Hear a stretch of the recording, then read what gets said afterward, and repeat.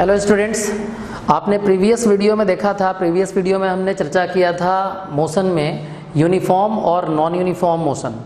Uniform और non uniform motion में हमने इक्वेशन ऑफ मोशन का ग्राफिकल रिप्रेजेंटेशन और ग्राफिकली उसे हमने प्रूव भी किया था। आज हम लोग डिस्कशन करने वाले हैं सर्कुलर मोशन का। सर्कुलर मोशन आ जाएगा आपका 2 डायमेंशनल मोशन में। अभी तक आपने जो पढ़ा वो मोशन इन स्ट्रेट लाइन था और मोशन इन स्ट्रेट लाइन में 1 डायमेंशनल मोशन का डिस्कशन हमने किया था पिछले क्लास में। Now we will discuss about 2 dimensional motion. 2 dimensional motion में आएगा circular motion and projectile motion. आज हम सर्कुलर मोशन और प्रोजेक्टाइल मोशन के बारे में डिस्कस करने वाले हैं। तो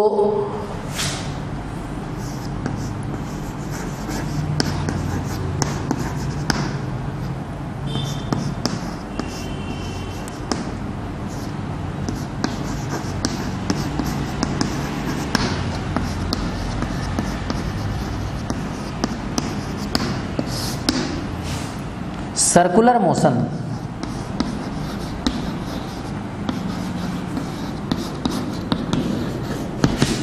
सर्कुलर मोशन जो है ये 2 डायमेंशनल मोशन में आता है। आप लोगों को स्टार्टिंग क्लास में हमने डिस्कस किया था कि मोशन को उनके डायरेक्शन के आधार पे हमने 3 कैटेगरी में डिवाइड किया था, जिसमें 1 dimensional motion, motion in straight line, 2 dimensional motion circular motion था, प्रोजेक्टाइल मोशन था और रोटेशनल मोशन था। और 3 डायमेंशनल मोशन में जिगजैग मोशन था, ब्राउनियन मूवमेंट था, गैसियस मॉलिक्यूल का किसी कंटेनर में गैस के मॉलिक्यूलों का मोशन था, वो 3 डायमेंशनल मोशन में था। अभी मैं डिस्कस कर रहा हूँ सर्कुलर मोशन जो कि 2 डायमेंशनल मोशन में है। सर्कुलर मोशन क्या होता है? तो सर्कुलर मोशन को भी 2 कैटेगरी में बांट दीजिए, एक यूनिफॉर्म सर्कुलर मोशन और दूसरा non uniform circular motion. Circular motion तो हो गया कि if any object moves along circular path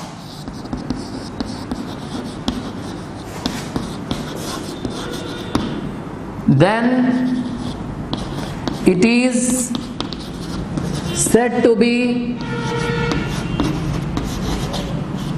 in circular motion.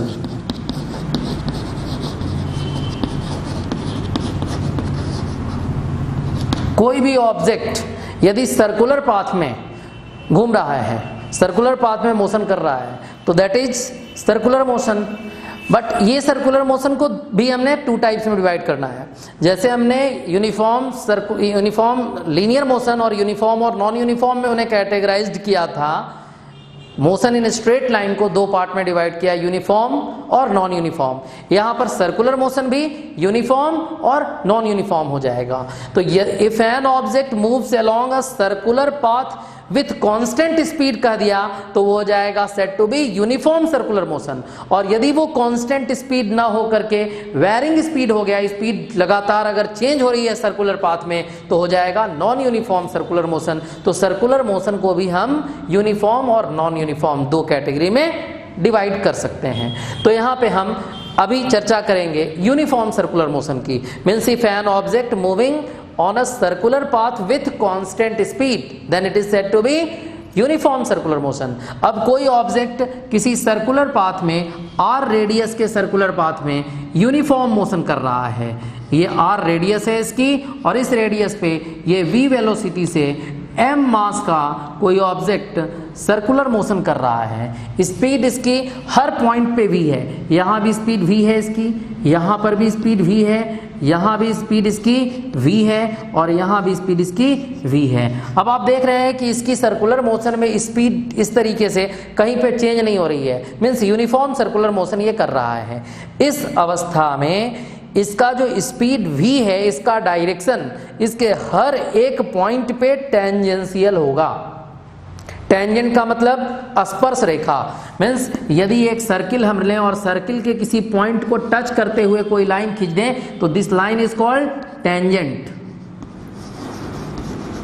इसको टेंजेंट कहेंगे।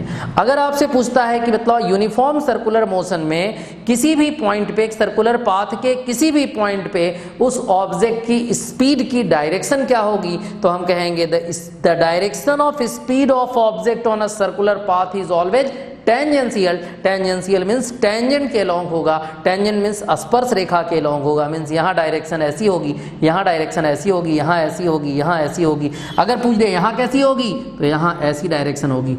यहाँ कहाँ डायरेक्शन होगी, इधर होगी, यहाँ इधर होगी, यहाँ इधर होगी। मतलब हर जगह जो टेंजेंट है उसके अलोंग डायरेक्शन होगा सर्कुलर मोशन में। अब कोई भी ऑब्जेक्ट अगर सर्कुलर मोशन कर रहा है तो सर्कुलर मोशन करने वाले ऑब्जेक्ट पे दो फोर्स काम करते हैं। एक force towards the centre, means जो ऑब्जेक्ट मूव कर रहा है, मीन्स m मास का ऑब्जेक्ट अगर मूव कर रहा है तो इस m मास के ऑब्जेक्ट पे एक फोर्स सेंटर की ओर लगेगा और एक फोर्स अवे द सेंटर लगेगा।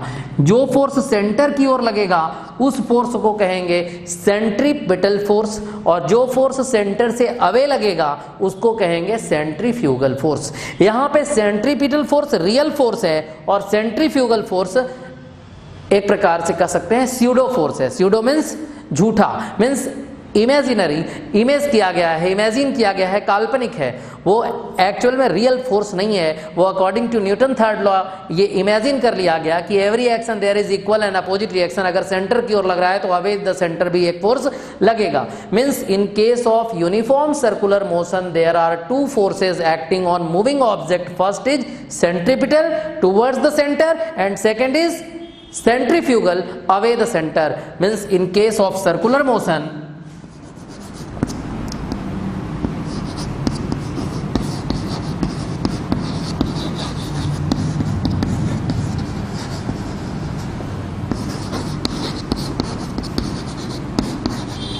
there are two forces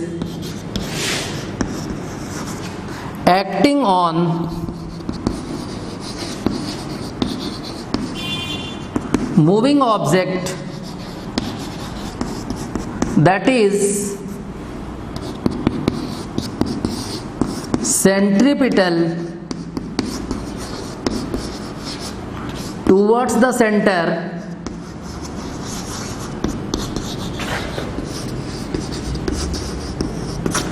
and second one is centrifugal away the center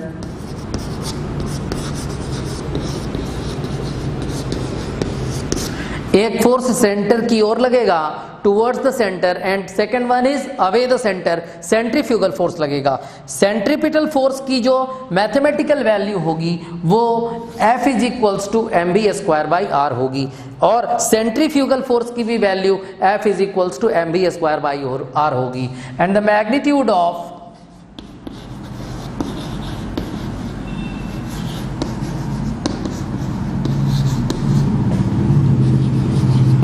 both the forces will be same, that is F is equals to mv²/r. m is mass of object, v is speed of object and r is radius। यहाँ पे R capital है तो capital R हो जाएगा, mv²/r that is magnitude of centripetal और centrifugal force. अब आप लोग जानते हैं F is equals to ma, mass into acceleration होता है। यहाँ एक्सेलरेशन का काम कौन कर रहा है, m इंटू a होता है, यहाँ mv²/r है। मीन्स यदि मैं इसे फैक्टर में करूँ तो लिखूंगा m इंटू v²/r। तो यहाँ पे a का काम कौन कर रहा है, v²/r कर रहा है एक्सेलरेशन का काम। तो ये जो v²/r है इस एक्सेलरेशन को कहेंगे here v²/r is centripetal acceleration, centripetal acceleration v²/r centripetal acceleration होगा। मीन्स आप देख रहे हैं कि यूनिफॉर्म सर्कुलर मोशन में एक्सेलरेशन आ रहा है, सेंट्रीपिटल एक्सेलरेशन। अब हम कहेंगे कि यूनिफॉर्म सर्कुलर मोशन एक प्रकार का एक्सेलरेटेड मोशन होता है। मतलब यूनिफॉर्म सर्कुलर मोशन में एक्सेलरेशन होता है। कौन सा एक्सेलरेशन होता है? सेंट्रीपिटल एक्सेलरेशन होता है। उस एक्सेलरेशन की डायरेक्शन किधर होती है? टुवर्ड्स द सेंटर होती है। बट यूनिफॉर्म लीनियर मोशन में कहेंगे कि एक्सेलरेशन जीरो होता है, क्योंकि यूनिफॉर्म लीनियर मोशन में एक्सेलरेशन जीरो इसलिए होता है क्योंकि acceleration is defined as in linear motion rate of change of velocity is known as acceleration. और जब हम यूनिफॉर्म लीनियर मोशन कर रहे हैं या रेक्टिलिनियर मोशन में अगर यूनिफॉर्म की बात करते हैं तो वहां पे स्पीड या वेलोसिटी कांस्टेंट है, और जब वेलोसिटी कांस्टेंट होगी तो कांस्टेंट वेलोसिटी होने पे rate of change of velocity की वैल्यू जीरो आ जाएगी। वेलोसिटी में चेंज हो ही नहीं रहा है। जब वेलोसिटी में कोई चेंज नहीं होगा तो एक्सेलरेशन जीरो होगा। तो एक क्वेश्चन बड़ा अच्छा पूछा जाता है प्राय एग्जाम में कि uniform linear motion is not accelerated but uniform circular motion is accelerated, why? तो कहेंगे because in uniform linear motion speed is constant and the rate of change of speed या rate of change of velocity is known as acceleration, but velocity is constant, therefore acceleration is zero. But in case of circular motion direction is constantly changed, direction लगातार बदल रहा है और direction change की वजह से centre की ओर एक एक्सेलरेशन काम करता है, that is centripetal acceleration. therefore uniform circular motion is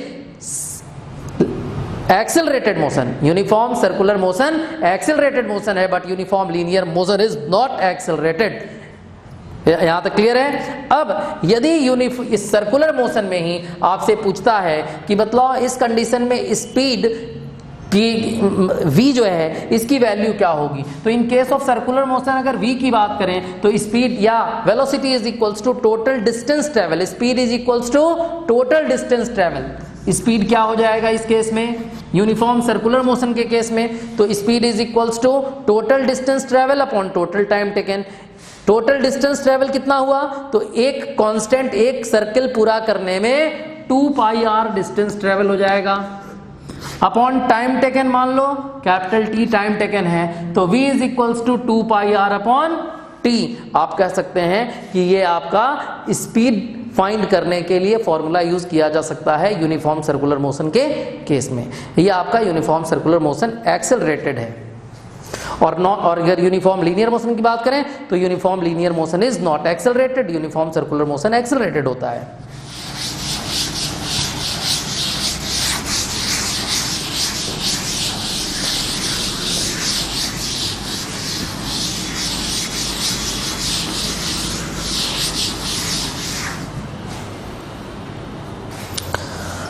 अब यदि हम नॉन यूनिफॉर्म सर्कुलर मोशन की बात करें, non uniform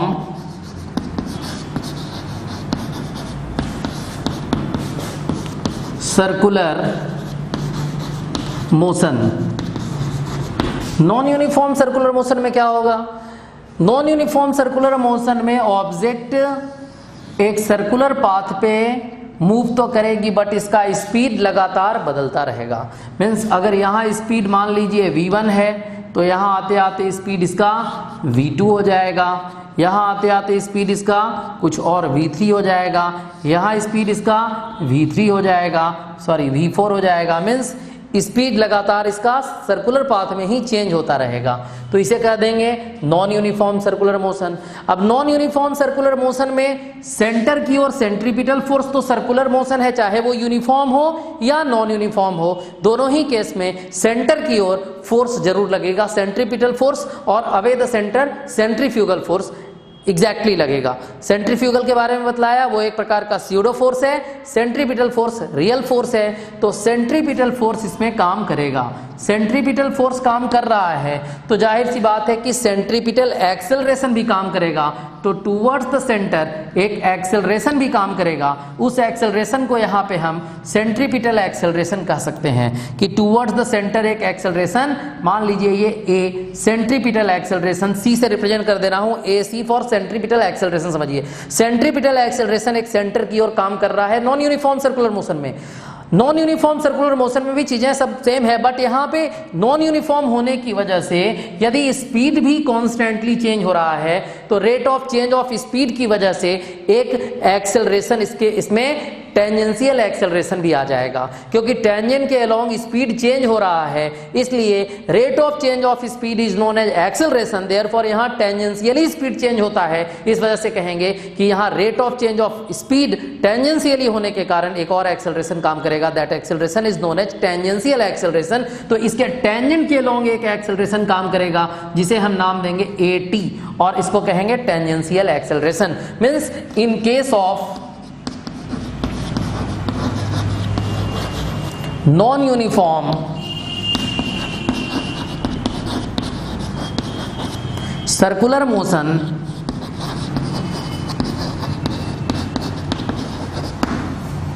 there are two acceleration act that is first centripetal acceleration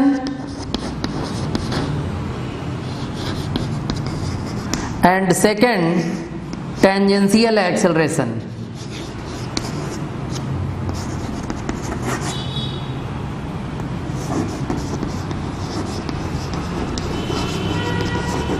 एक तो आपका काम कर रहा है कौन, सेंट्रीपिटल एक्सेलरेशन सेंटर की ओर, और एक टेंजेंशियल एक्सेलरेशन टेंजेंट के लॉन्ग। और ये दोनों एक्सेलरेशन यहां कितने डिग्री का एंगल बनाएंगे, 90 डिग्री, क्योंकि किसी भी सर्किल में उसका रेडियस टेंजेंट के साथ 90 डिग्री का एंगल बनाता है।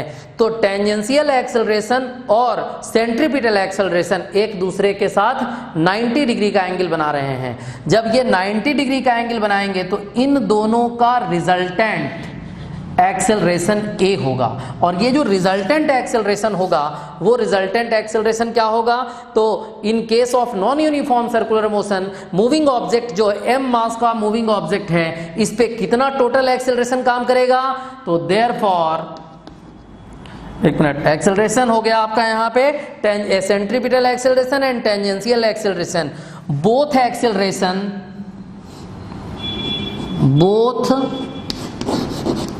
acceleration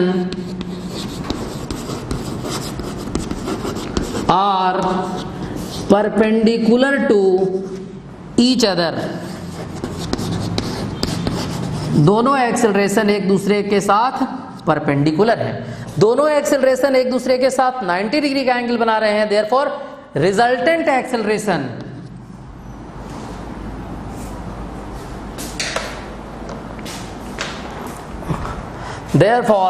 रिजल्टेंट एक्सेलरेशन क्या हो जाएगा,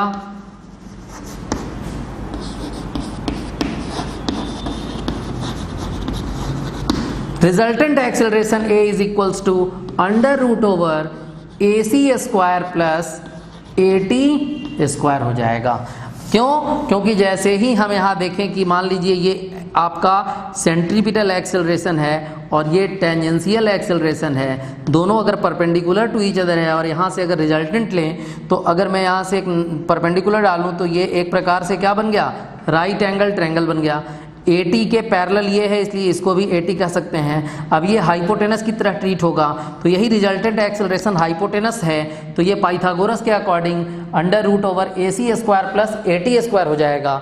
और AC square plus AT square के लिए हम लोग यहाँ पे कह सकते हैं resultant acceleration is under root over AC square means V square upon R का whole square, that is V square upon R is tangential acceleration, और sorry centripetal acceleration V square by R। और tangential acceleration आप जानते हैं, tangential acceleration क्या होगा, तो velocity upon delta V upon delta T, rate of change of velocity with respect to time is known as tangential acceleration या linear acceleration, क्योंकि rate of change of velocity के according delta V upon delta T हो गया tangential acceleration. Means uniform circular motion में केवल और केवल centripetal acceleration काम करता है, और नॉन यूनिफॉर्म सर्कुलर मोशन में tangential acceleration as well as centripetal acceleration, ये दोनों एक्सेलरेशन काम करते हैं मूविंग ऑब्जेक्ट पे। तो आपने देखा कि सर्कुलर मोशन को भी दो टाइप में बांटा, यूनिफॉर्म और नॉन यूनिफॉर्म, और उसका ये सारा कंसेप्ट है। इसके बाद हम आते हैं प्रोजेक्टाइल मोशन।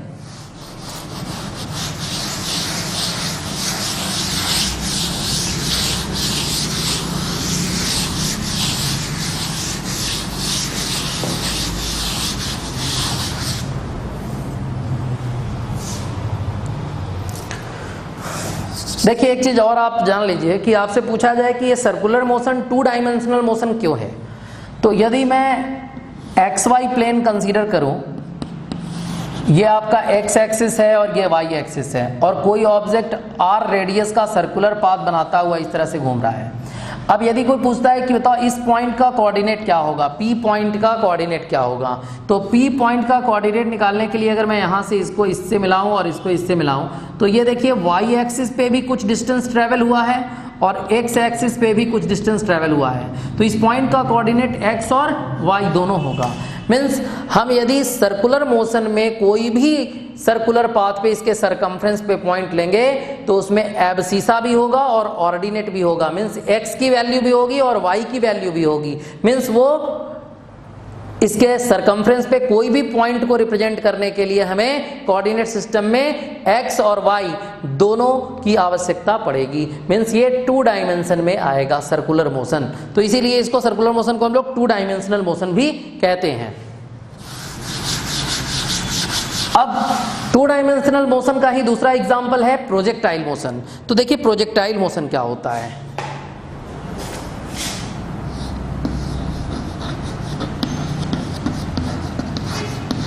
प्रोजेक्टाइल मोशन, तो जब प्रोजेक्टाइल मोशन की हम लोग बात करते हैं, तो जैसे मान लीजिए ये मेरे पास चौक है, इस चौक को अगर मैं वर्टिकली अपवर्ड थ्रो करूंगा तो इसे हम लोग क्या कहेंगे, वर्टिकली अपवर्ड अगर थ्रो कर रहे हैं तो ये वर्टिकल मोशन हो गया।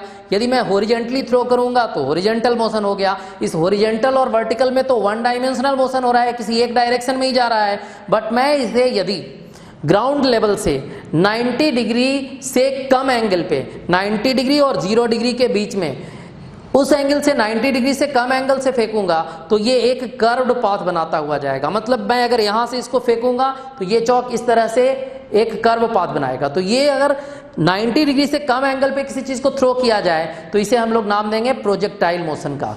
मीन्स यदि हम कोऑर्डिनेट सिस्टम में 2 डायमेंशनल सिस्टम में ये x एक्सिस है और ये y एक्सिस है, यदि मैं ओरिजिन से किसी ऑब्जेक्ट को थ्रो करूं 90 डिग्री से कम एंगल पे, 90 डिग्री पे फेंकूंगा तो वर्टिकली अपवर्ड जाएगा। मीन्स 90 डिग्री से कम एंगल, मान लीजिए u स्पीड से फेंका, ये थीटा एंगल, ये जो थीटा एंगल देख रहे हैं, थीटा लेस देन 90 डिग्री है, ये 90 डिग्री से कम एंगल से है। 90 डिग्री से कम एंगल को, थीटा लेस देन 90 डिग्री को कहते हैं obliquely.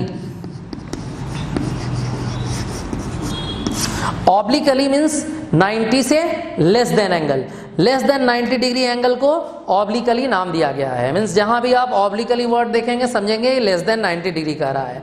Means any object thrown from ground surface obliquely means angle less than 90 degree, then it follow a curved path OAB।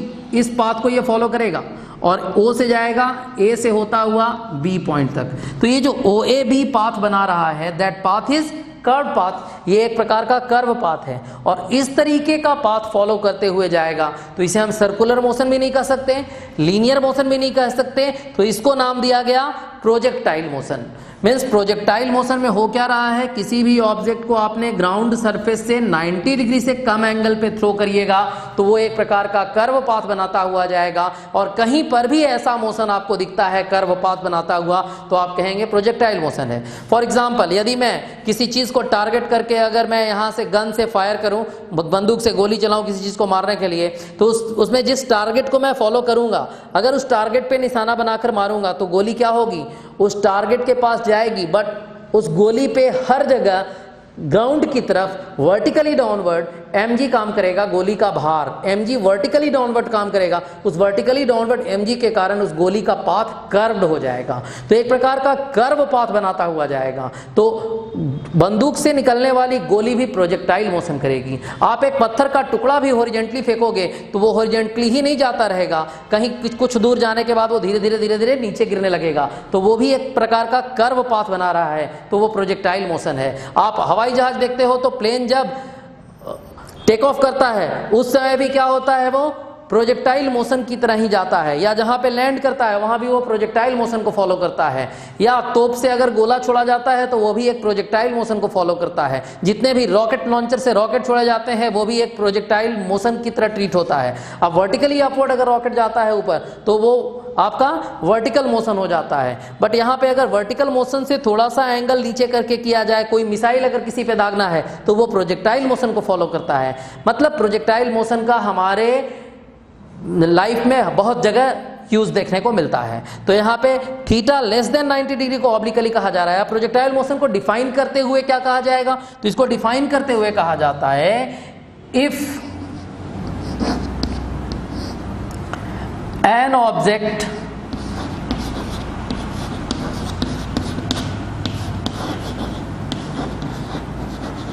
Throne from ground surface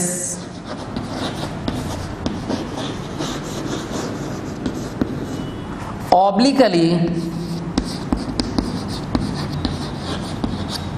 मतलब angle less than 90 degree,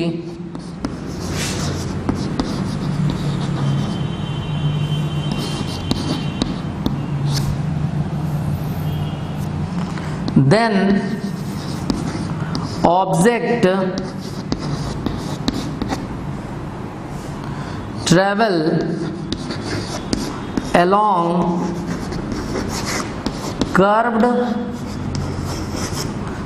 path OAB, यहां figure में दिख रहा है curve path OAB, then it is called projectile motion. अब इस case में जिस ऑब्जेक्ट को आपने फेंका वो ऑब्जेक्ट प्रोजेक्टाइल कहलाएगा। जिस पॉइंट से आपने इसे थ्रो किया that point is called point of projection, और जिस पाथ को फॉलो करता हुआ गया that path is called path of projectile.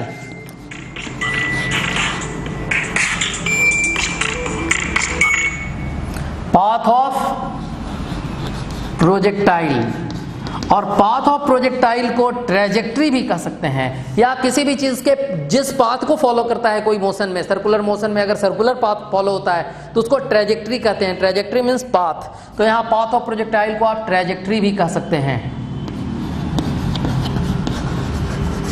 Trajectory कहते हैं। और यहां से ओ पॉइंट से ए से होता हुआ बी तक आने में जितना टाइम टेकन होता है इसे हम लोग कैपिटल टी से रिप्रेजेंट करते हैं, और इस टाइम को कहते हैं टाइम ऑफ फ्लाइट।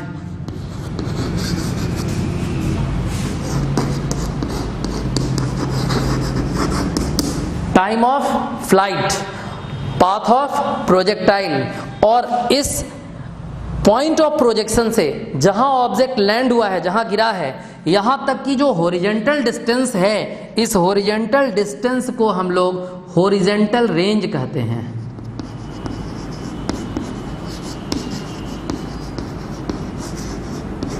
इसको हॉरिजॉन्टल रेंज कहते हैं। और जो ए पॉइंट से यहां तक की ये पूरी जो हाइट है, इस हाइट को कैपिटल एच से रिप्रेजेंट करेंगे, और इस हाइट को मैक्सिमम हाइट कहते हैं।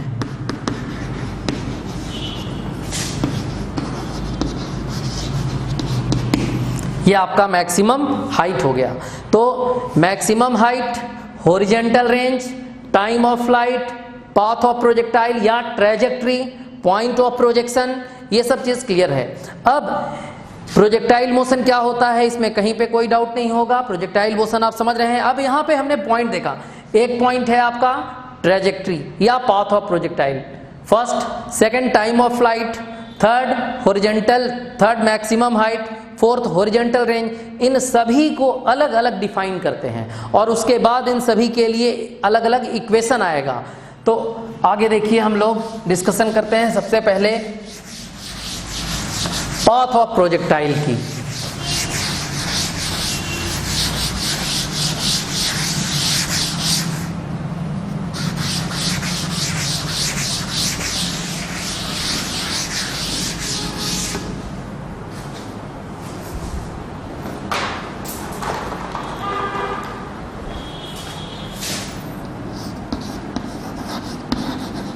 Path of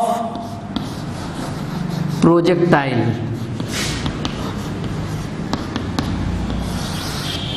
path of projectile की जब हम बात करेंगे तो हमने कंसीडर किया कि ये आपका वाई एक्सिस और ये एक्स एक्सिस है। हाँ, तो देखिए पाथ ऑफ प्रोजेक्टाइल में हमने ये जो आपको ऑब्जेक्ट पॉइंट ऑफ प्रोजेक्शन से ऑब्जेक्ट को आपने थ्रो किया था और ऑब्जेक्ट पाथ फॉलो कर रहा था ओ ए बी, अब इसके पाथ पर कोई पॉइंट पी कंसीडर कर लेते हैं। ये पी पॉइंट कहाँ है? एक्स वाई प्लेन में है। इस एक्स वाई प्लेन में जो पी पॉइंट है इसका कोऑर्डिनेट हम मान सकते हैं कि इसका कोऑर्डिनेट एक्स और वाई है। एक्स वाई कोऑर्डिनेट का मतलब हुआ कि यहां से यहां तक की डिस्टेंस क्या है? एक्स, और ये डिस्टेंस क्या है? वाई। अब ऑब्जेक्ट को मैं यहां से किधर थ्रो किया हूं? वर्टिकली अपवर्ड, यहां से ऊपर ही ऑब्जेक्ट उठता जा रहा है, मींस ग्राउंड से ऊपर उठ रहा है ऑब्जेक्ट। तो ग्राउंड से ऊपर उठने में ऊपर की ओर कोई भी ऑब्जेक्ट जब ग्राउंड से ऊपर जाता है तो अर्थ के रिस्पेक्ट में अगर ऊपर जा रहा है तो उस पर एक्सेलरेशन का काम एक्सेलरेशन ड्यू टू ग्रेविटी करता है। और आपने पढ़ा है कि जब कभी कोई ऑब्जेक्ट अर्थ से अपवर्ड डायरेक्शन में ऊपर जाएगा तो एक्सेलरेशन ड्यू टू ग्रेविटी की वैल्यू निगेटिव ली जाती है। मतलब यहाँ acceleration along Y axis, here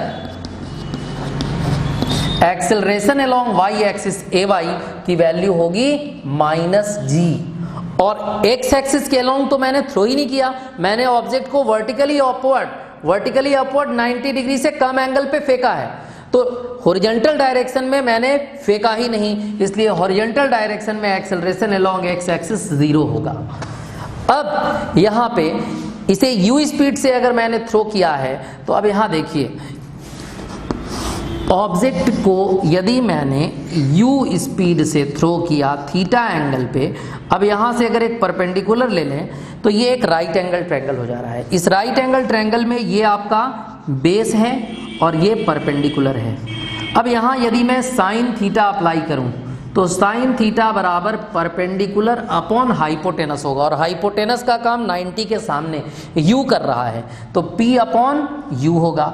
means perpendicular का काम u साइन थीटा करेगा, तो ये u साइन थीटा करेगा परपेंडिकुलर का काम। और हॉरिजॉन्टल में cos थीटा अगर अप्लाई कर दें तो cos theta base upon hypotenuse होगा, और हाइपोटेनस का काम u कर रहा है। तो यहाँ b का काम करेगा u cos थीटा। मीन्स इस u के दो कंपोनेंट होंगे, u का वर्टिकल कंपोनेंट वर्टिकल के पैरेलल इधर लेंगे और हॉरिजॉन्टल कंपोनेंट ये होगा, तो u का वर्टिकल कंपोनेंट हो जाएगा u साइन थीटा। रिप्रेजेंट करते हुए कहेंगे uy का मतलब हो गया वेलोसिटी अलोंग y एक्सिस।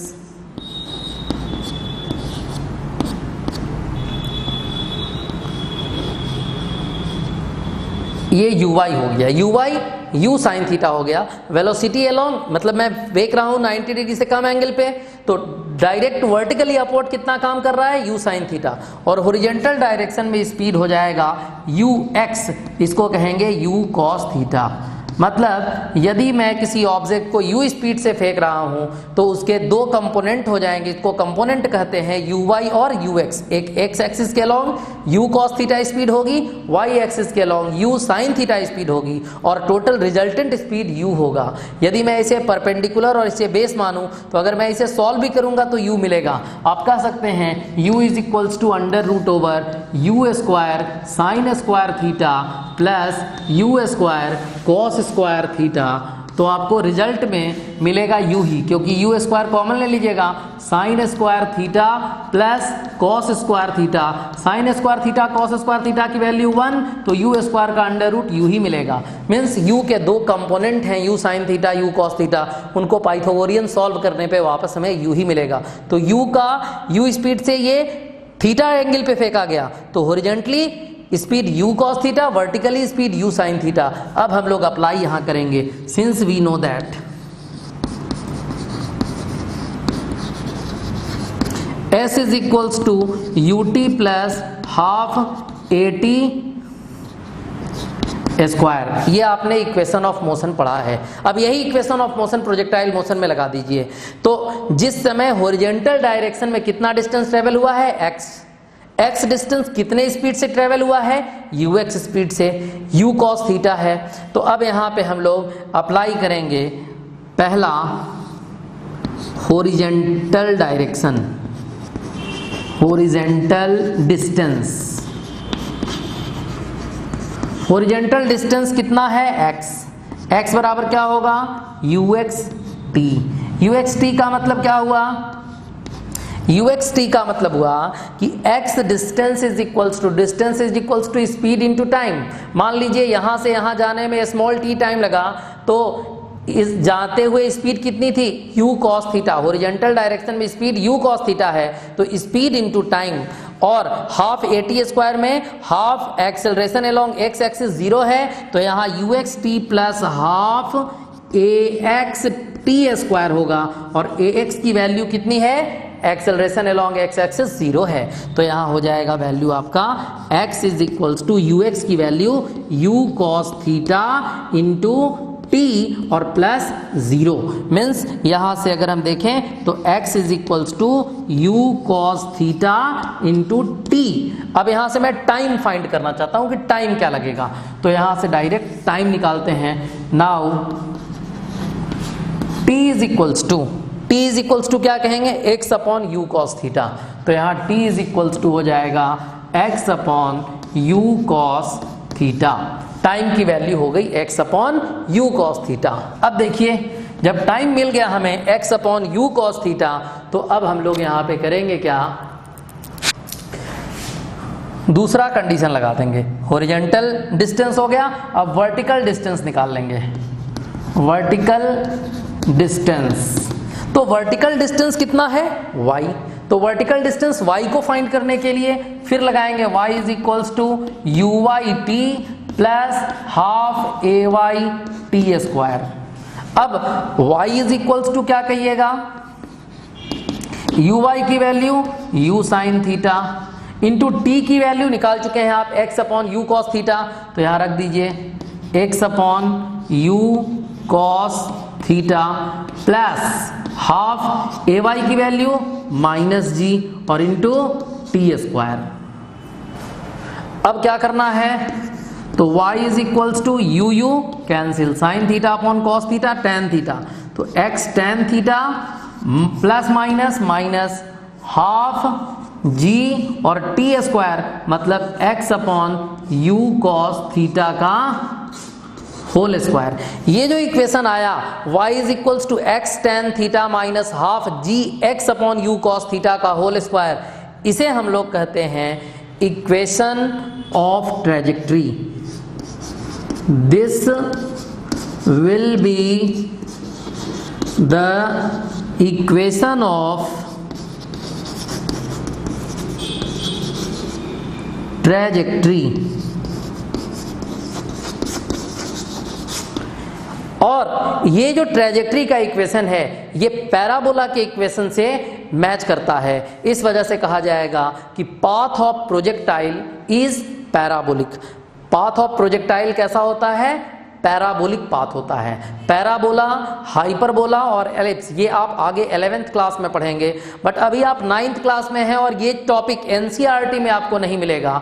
ये टॉपिक एनसीईआरटी में आपको नहीं मिलेगा। यदि आप पियर्सन की बुक रखते हैं, पियर्सन जो फॉर आईआईटी पी फाउंडेशन के लिए आता है, तो पियर्सन की बुक में ये सारी टॉपिक आपको मिलेगी।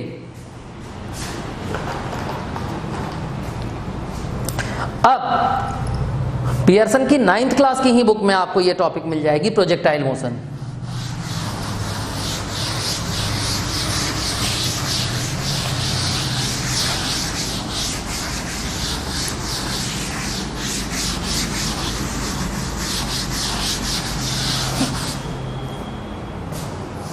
अब देखिए इसके बाद हम लोग डिस्कस करने वाले हैं टाइम ऑफ फ्लाइट।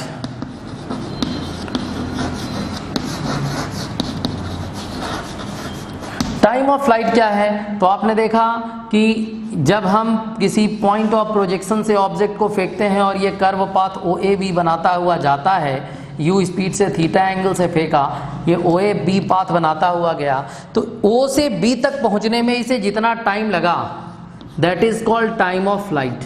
इसी को हमने टाइम ऑफ फ्लाइट कह दिया। तो टाइम ऑफ फ्लाइट को पता करने के लिए हम लोग टाइम ऑफ फ्लाइट को आगे डिफाइन कर ले तो कहेंगे टाइम टेकन बाय प्रोजेक्टाइल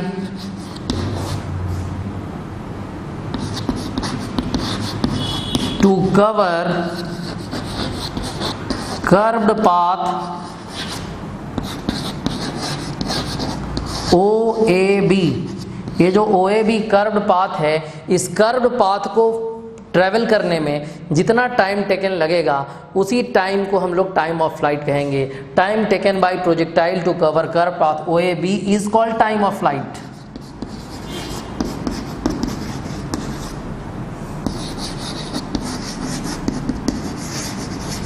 इसी को हम लोग टाइम ऑफ फ्लाइट कह देंगे। अब इस टाइम ऑफ फ्लाइट में एक चीज ध्यान देना है कि यहां से जब ऑब्जेक्ट गया है तो बी पॉइंट पे आया है, बी पॉइंट पे वाई कोऑर्डिनेट क्या होता है 0, एक्स एक्सिस पे वाई कोऑर्डिनेट 0 और वाई एक्सिस पे एक्स कोऑर्डिनेट की वैल्यू 0 होती है। तो यहां हम कहेंगे at point B y is equals to 0 और y इज इक्वल्स टू 0 आपने कहा तो y इज इक्वल्स टू क्या होता है U Y T minus half G T square, और इसकी वैल्यू 0 हो गई क्योंकि यहां आपने कहा y इज इक्वल्स टू 0 और b पॉइंट पे y की वैल्यू 0 और y के लिए आपने अभी ट्रेजेक्ट्री में देखा था y is equals to u Y T minus half G T square. U y की वैल्यू क्या है u sine theta, equation of trajectory में u y u sine theta u x u cos theta था, तो u sine theta t is equals to minus half G T square को उधर भेज दीजिए तो half g capital t square हो जाएगा, एक टी कैंसिल कर दीजिए। अब बचा क्या u sine theta is equals to half ji T और यहां से t की वैल्यू फाइंड कर लीजिए तो t is equals to 2 cross multiplied हो जाएगा 2u साइन थीटा और अपॉन g। तो ये टाइम ऑफ फ्लाइट का इक्वेशन आ गया, इसे हम लोग कहेंगे equation of time of flight. This will be the equation of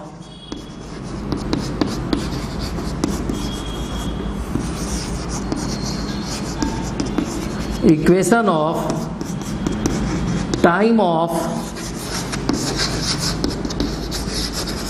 flight.